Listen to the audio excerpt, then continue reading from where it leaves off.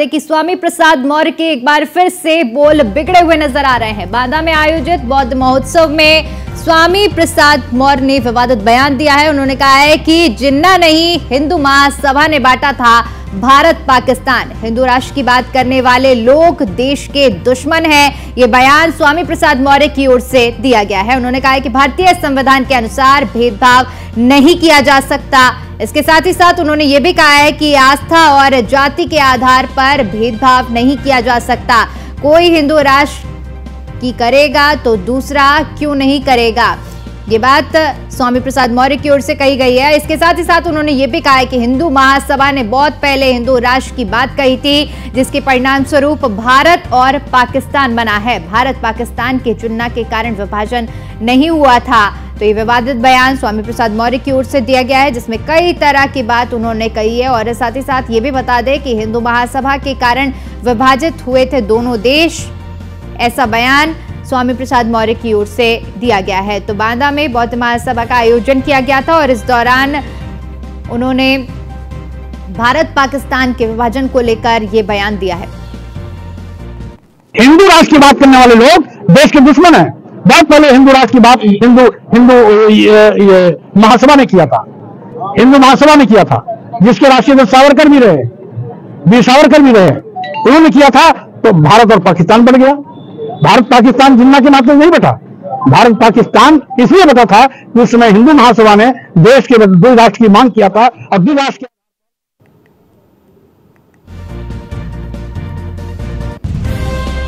तो स्वामी प्रसाद मौर्य का एक बार फिर से बयान सामने आया है और इस बार उन्होंने भारत पाकिस्तान के विभाजन को लेकर बयान दिया है। आपको बता दें कि जिन्ना नहीं हिंदू महासभा ने भारत पाकिस्तान को बांटा है। ये बात स्वामी प्रसाद मौर्य की ओर से कही गई है। इसके साथ ही साथ उन्होंने कहा है कि हिंदू राष्ट्र की बात करने वाले लोग देश के दुश्मन हैं। भारतीय संविधान के अनुसार भेदभाव नहीं किया जा सकता है। आस्था और जाति के आधार पर भेदभाव नहीं किया जा सकता है। कोई हिंदू राष्ट्र की बात करेगा तो दूसरा क्यों नहीं करेगा। ये बयान स्वामी प्रसाद मौर्य की ओर से बांदा में आयोजित एक कार्यक्रम में जब वो शिरकत करने पहुंचे थे, वहां पर दिया गया है।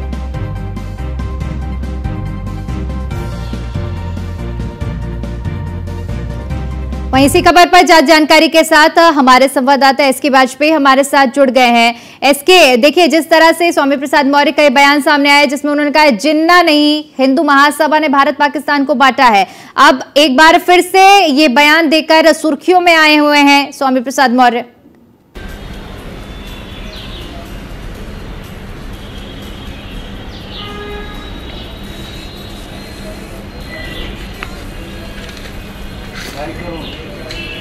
बहुत सारी चीजों पर जो खासतौर पर जो हिंदू आस्था से जुड़ी हुई है उन पर वो सवाल उठाते रहे।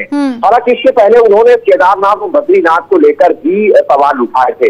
निश्चित तौर पर इस तरीके के बयान लगातार स्वामी प्रसाद मौर्य की तरफ से आ रहे हैं और जैसे जैसे 2024 का चुनाव नजदीक आता जा रहा है, स्वामी प्रसाद मौर्य के बयानों की इंटेंसिटी भी बढ़ती जा रही है। कुछ इसी तरीके का बयान फिर से स्वामी प्रसाद मौर्य ने दे दिया है, जिसमें उत्तर प्रदेश के नेता के तौर पर जाते हैं और पहले 2022 के चुनाव तक उनकी तरफ से इस तरीके का कोई बयान नहीं आ रहा था, लेकिन उस चुनाव के बाद से लगातार उनकी तरफ से आता जा रहा है। स्वामी प्रसाद मौर्य के बयानों की इंटेंसिटी भी बढ़ती जा रही है।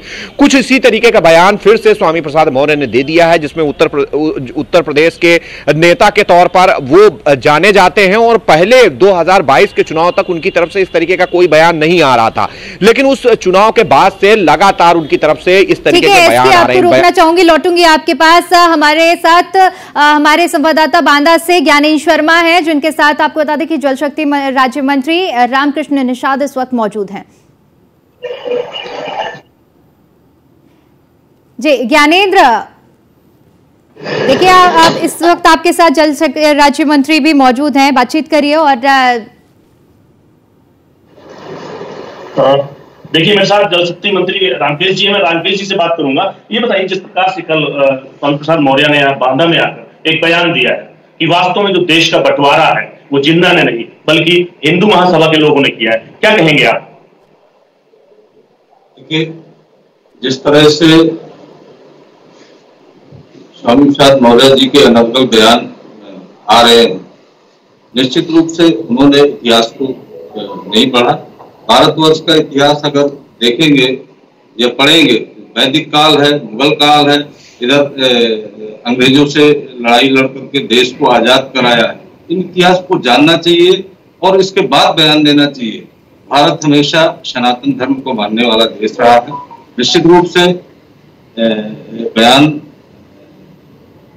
उनका बयान भारत को पर गलत टिप्पणी और उन लोगों पर गलत टिप्पणी जिन्होंने भारत वर्ष की और देश की आजादी पर लड़ाई लड़ी है, उनके लिए इन्होंने जो बयान दिया है और महासभा और जिन्ना पर जोड़ करके जो बातें कर रहे हैं, निश्चित रूप से गलत तथ्यों के आधार पर और गैर इतिहास को जानने हुए बयान दे रहे हैं। क्या ये एक चुनावी स्टंट भी हो सकता है कि वास्तव में चुनाव आ रहा है 2024 का, तो इसमें कैसे वोट बैंक बढ़ाया जाए और कैसे मतलब इसकी बात करके कि भाई बीजेपी जो हिंदुत्व के नाम पर जो इस देश का बहुसंख्यक समाज उसके नाम पर जो काम करती है, तो उसको नकारते हुए और लोग मुस्लिम और ईसाई मतलब मुस्लिम हिंदू के अलावा और लोग इनसे जुड़े, तो क्या इसके लिए भी ये चुनावी स्टंट भी हो सकता है इनका? निश्चित रूप से ये उनका अपना बयान है, लेकिन भारतीय जनता पार्टी सबका साथ, सबका विकास, सबका विश्वास को लेकर के कार्य करती है और कभी भी भारतीय जनता पार्टी ने अलग की बात नहीं की।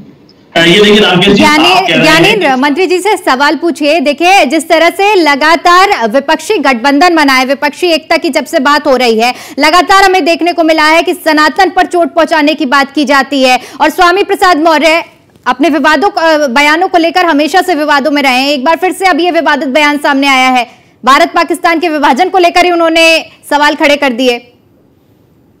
देखिए, जिस प्रकार से इंडिया गठबंधन लगातार कहीं ना कहीं हिंदू और सनातन के ऊपर टिप्पणी कर रहा है, और ऐसे में ये जो बयान कैसे लेते हैं आप इसको? भारतीय जनता पार्टी नेतृत्व कभी भी ऐसे बयानों का समर्थन नहीं करती है। निश्चित रूप से ऐसे लोगों की जो भाषा है समाज को तोड़ने वाली है, तुष्टीकरण वाली है। भारतीय जनता पार्टी हमेशा सबका साथ, सबका विकास, सबका विश्वास के साथ ही काम करती है। भारतीय जनता पार्टी इसके अलावा देखिए, ये भी पूछिए आप कि जिस तरह से देखिए पहले उन्होंने रामचरितमानस का जो प्रकरण सामने आया था, इसके अलावा देखिए भारत और पाकिस्तान के ये जो अब हिंदू महासभा का जो प्रकरण उन्होंने मुद्दा उठाया है, समाजवादी पार्टी से जब सवाल किए जाते हैं कि इस तरह के विवादित बयान को, तो वो व्यक्तिगत बयान बताकर टाल मटोल कर देते हैं। समाजवादी पार्टी जिस प्रकार से इनके बयानों को व्यक्तिगत बयान करके टाल, तो क्या समाजवादी पार्टी के इशारे पे ही ये कहते हैं या इनका व्यक्तिगत बयान होता है?